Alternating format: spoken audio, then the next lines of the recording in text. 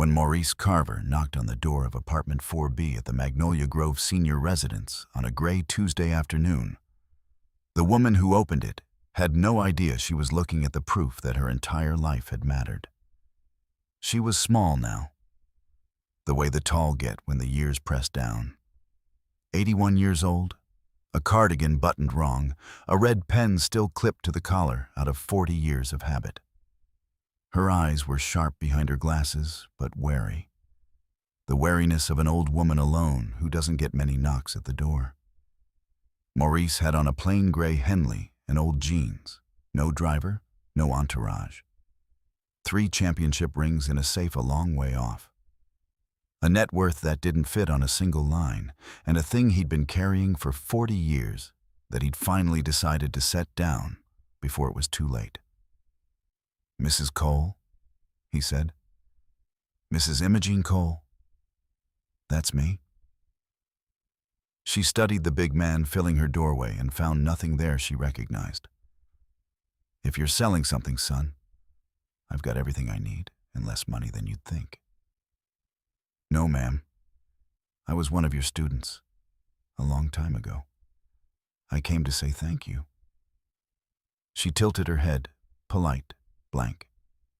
Behind her, Maurice could see a half-packed moving box on the floor and a wall calendar with a date circled in the same red ink as the pen on her collar. She did not place him, not even a flicker. The man who owed her everything was standing in her doorway, and she could not remember his face. And Maurice Carver, who had rehearsed this for 40 years, said absolutely nothing for a moment, and then asked if he could come in. She let him in, and while she made a pot of weak coffee with hands that shook a little, he let his eyes move around the small apartment, the way they always did when a life had been underestimated, including by the person who'd lived it. The first thing he saw was the boxes. Not moving boxes, old shoe boxes, a dozen of them, stacked on a shelf, each labeled in her careful hand by the decade. 71, 75, 76, 80, and so on, all the way up. The second thing was what was inside the open one. Index cards. Hundreds of them. A card for every child, he'd realize, that Imogene Cole had ever refused to give up on, with a name and a note and, on many, a line of prediction in red ink. The third thing was a child's crayon drawing taped to the refrigerator, fresh, signed Jen I, next to a hand-lettered sign that said, "Reading Tuesdays." Room C with a line drawn through Room C and a question mark. The fourth thing was a framed photograph on the side table of a smiling man in a church suit, and a second date circled on the calendar near his photo. The fifth thing was her hands as she set down the coffee. Knuckles swollen with arthritis, the side of the right middle finger permanently stained faint gray. 40 years of chalk worked into the skin past any washing. Maurice noticed every one of them. He did not react. He sat in a small apartment that smelled of coffee and old paper, and felt the size of what this woman didn't know about herself. Now, here's the part that Mrs. Imogene Cole did not understand yet. She thought she'd lived a small life, a teacher's life. 35 years in the same middle school, a modest pension, a husband she'd buried, a one-bedroom apartment, and a quiet, creeping conclusion she'd arrived at lately, on the gray afternoons, that all that believing she'd done in all those children had mostly washed out to sea, that she would die without ever really knowing if any of it had mattered to anyone. She was about to find out she was the most wrong a person can be. What Imogene Cole had no idea about, as she handed a stranger a cup of coffee, was one single fact. Written in her own red ink 40 years ago and sitting in a shoebox 8 feet away. So stay with us for the whole video, because what happened when Big Mo tracked down the teacher who believed in him 40 years ago, and what she finally understood about her own life when he showed her, left an 81-year-old woman weeping in a cardigan buttoned wrong for all the right reasons. Maurice Carver grew up in Eaton Springs, and after his little brother Isaiah died when Maurice was 13, he became the kind of kid schools write off: silent, furious, too big and too angry, a thick file building by the semester. A basketball coach eventually reached the grieving boy on the court and gave him a game to pour the rage into. And Maurice would be the first to tell you that man saved his life. But there was someone else. There was a 7th grade teacher who reached the same boy at a different place entirely: the desk. Mrs. Cole had refused, flatly, to let Maurice believe the lie the rest of the building had handed him: that a big, angry black kid was only a body, a problem, a future athlete at best, and a future statistic at worst. She'd seen the mind. She made him read. She kept him after class, not for punishment, but to argue with him about books. When the school wanted him gone, she was the one who stood in the office and said, "Not this one," and made them keep him. She told a 14-year-old who'd been told he was nothing that he had a first-class mind and that she expected him to use it to build something the world needed. She'd spent her own small money on books for him. She'd believed in him so hard and so daily that it had become, in his memory, the floor he'd stood on to reach everything else. He had become Maurice Carver: 3 championships, an empire, and then, in the last few years, a foundation, schools and scholarships, and a fight for every written-off kid in neighborhoods like his own. And somewhere in the middle of building all of that, he had realized something that stopped him cold. He had been copying Imogene Cole his entire life. Everything he was doing because of a 7th grade classroom 40 years ago. So he'd hired someone to find her, terrified the whole time that he'd find a headstone. He'd found apartment 4B instead. And he'd driven 3 hours to say a thank you 4 decades overdue. He just hadn't expected her not to know his face. Here is the thing nobody ever tells you about teaching, and the thing that was quietly breaking Imogene Cole's heart in that apartment. You give everything you have to children, and then they leave. That's the job. They walk out your door in June and into the rest of their lives, and you almost never find out how the story ends. You plant in the dark. You water seeds you will never, ever see become trees. Imogene had believed in hundreds of children over 35 years, fought for them, fed some of them, kept their cards in shoe boxes, and she had heard back from a precious few, and the silence of all the rest had become, in her old age, a kind of grief. Did it matter? Did any of it matter? Or did I spend my one life on something that washed away the day they left my room? Her husband, Albert, had understood. When she'd come home discouraged, sure she was pouring herself into kids who'd forget her by August, Albert would take her chalk-stained hands and say the thing he always said, the thing that was the whole creed of her life. You plant trees you'll never sit under, Immy. That's the job. That's the whole job. Albert had been gone 3 years now. The date was circled on her calendar, and lately, alone, with the residents about to close the little room C where she still tutored a neighbor's child named Janae for free, the last classroom she had, Imogene Cole had started to believe that maybe Albert had been wrong. That maybe you plant trees you'll never sit under, and they just don't grow.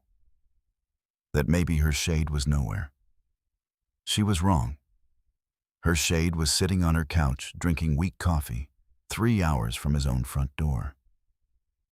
You really don't remember me, Maurice said gently, and it wasn't an accusation. It was almost wonder. Son, I taught for 35 years. She smiled, apologetic, tired. I had 1,000 of you. More, I'm sorry.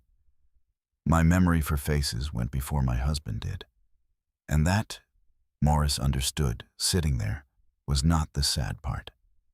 That was the glorious part. He had spent 40 years believing he had been special to her, the one she'd singled out and saved. And the truth was so much bigger than that. He had been one of hundreds. She had done this, the believing, the fighting, the staying late, the not this one, for child after child after child, every single year, and thought so little of it.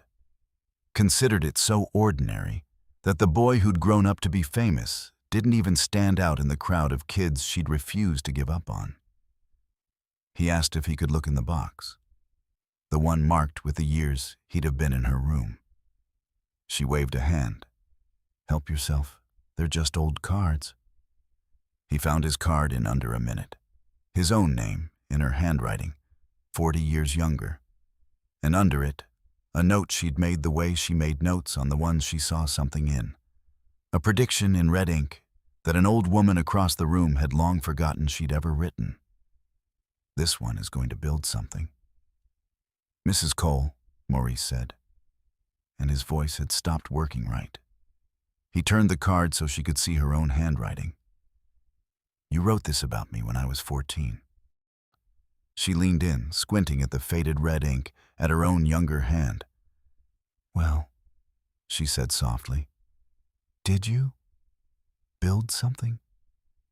And here is the convergence the whole afternoon had been sitting inside without her knowing it. Maurice told her who the boy on that card had become. Not just the rings. She waved those off, unimpressed, bless her. He told her about the foundation, the schools, the thousands of written-off kids it had caught, was catching right now, this very afternoon, in cities she'd never see. He told her that the hospital he'd built bore his mother's name, and that the whole architecture of his life, the fight to never let a child be thrown away, had been built brick by brick, on a floor she'd poured in a 7th grade classroom and considered too small to remember. The seed she was certain had washed out to sea 40 years ago had become a forest. She just never got to see it. Because that's the cruelty of her trade. You plant in the dark, and you leave before the harvest. "You didn't believe in one boy who got lucky," Maurice said, holding her stained, swollen hands the way her Albert used to. "You did this for hundreds of us. I'm just the one who came back to tell you. There are people alive today, kids who never heard your name, who are okay because you wouldn't give up on a boy in 1985 who became a man who wouldn't give up on them." He smiled through it. Albert was right. You plant trees you'll never sit under. He squeezed her hands. "I came 3 hours to bring you one. Come sit in the shade." And Imogene Cole, 81 years old, cardigan buttoned wrong, certain a week ago that her one life had washed away, put her chalk-stained hands over her face and broke down completely, weeping for 40 years of seeds she'd thought had died, finally getting to see one stand. Here is what Maurice did. He did not just thank her and leave her to her gray afternoons. He took the line through room C on her refrigerator and erased it. The residents would not be closing the room where she tutored Jenny because he was endowing it and turning her one-woman, 4-decade, unpaid mission into something permanent. The Imogene Cole Fellowship, a real program in her name to find and train teachers who refuse to give up on the kids everyone else has, and to go back and tell the old ones, the retired teachers sitting alone in apartments believing they didn't matter, exactly what their seeds became. He set her up so her last years would have not 1 ounce of worry in them. He paid forward the future of Janai, the 11-year-old she was still, at 81, refusing to give up on. And he made sure Nadia, the young neighbor who'd been checking on Mrs. Cole every single day, driving her to Albert's grave, asking nothing, would never struggle to pay for the nursing degree she'd quietly shelved. Albert Cole had said it for 35 years, holding his wife's tired hands. You plant trees you'll never sit under. He was right about the planting, He was wrong about the sitting. She got to sit under one after all. And so should every teacher who ever wondered. And so should you. So look at what one overdue knock on one apartment door revealed. A young neighbor who drove an old woman to her husband's grave for nothing, who got her future handed back. An 11-year-old who'll keep her reading room. A fellowship that will go and tell the forgotten teachers, the ones sitting alone, certain they didn't matter, exactly what they grew. And an 81-year-old woman who spent her last years believing her life had washed out to sea, who found out she'd planted a forest and lived just long enough to stand in its shade. She wrote it in red ink about a 14-year-old she'd forget and a future she'd never doubt. This one is going to build something. She was right. She was always right. She just never got to see it until a man drove 3 hours to make sure she did. And so should you. If there's a teacher out there who never found out what you became, if a teacher ever believed in you before you believed in yourself, drop their name in the comments and tell us where you're watching from. We read every single one, and maybe one of them will see it. If this story moved you, hit that like button, because it helps stories about the people who planted us reach the ones who need them. And if you believe no teacher should die wondering whether they mattered, subscribe and join this community. There are more of us than you'd think, and we remember. Your next story is already waiting on your screen. We will see you there.